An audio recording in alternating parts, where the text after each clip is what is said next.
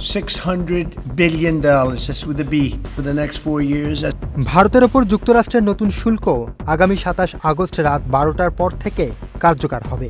এই সিদ্ধান্তের ঠিক দুদিন আগেই আহমেদাবাদ নিকোল এলাকায় এক জনসভায় বক্তব্য দেন ভারতের প্রধানমন্ত্রী নরেন্দ্র মোদী।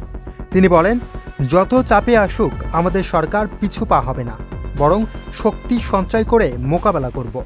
মোদী তার বক্তব্য জোর দিয়ে জানান, ক্ষুদ্র ব্যবসায়ী, কৃষক ও পশুপালকদের স্বার্থে সর্বোচ্চ অগ্রাধিকার দেওয়া হবে। তিনি বলেন, গান্ধীর ভূমি আহমেদাবাদ থেকে প্রতিশ্রুতি দিচ্ছি, কোনো অবস্থাতেই কৃষক, দোকানদার কিংবা ক্ষুদ্র উদ্যোক্তাদের ক্ষতি হতে দেব না। শেকড় থেকে শিখরে। উল্লেখ্য, মার্কিন প্রেসিডেন্ট ডোনাল্ড ট্রাম্প ভারতীয় পণ্যের ওপর সর্বোচ্চ 50% পর্যন্ত শুল্ক আরোপের ঘোষণা দিয়েছেন।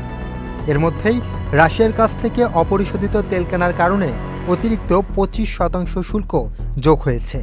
ট্রাম্প সতর্ক করে বলেন, রাশিয়ার জ্বালানি আমদানির সঙ্গে যুক্ত অন্যান্য দেশকেও একই ধরনের শাস্তিমূলক পদক্ষেপের মুখে পড়তে হতে পারে।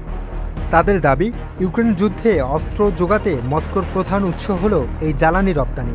এছাড়াও ভবিষ্যতে স্টিল, অ্যালুমিনিয়াম, ঔষধ এবং সেমিকন্ডাক্টর শিল্পেও যুক্তরাষ্ট্রের নতুন শুল্ক নীতির আওতায় আসতে পারে।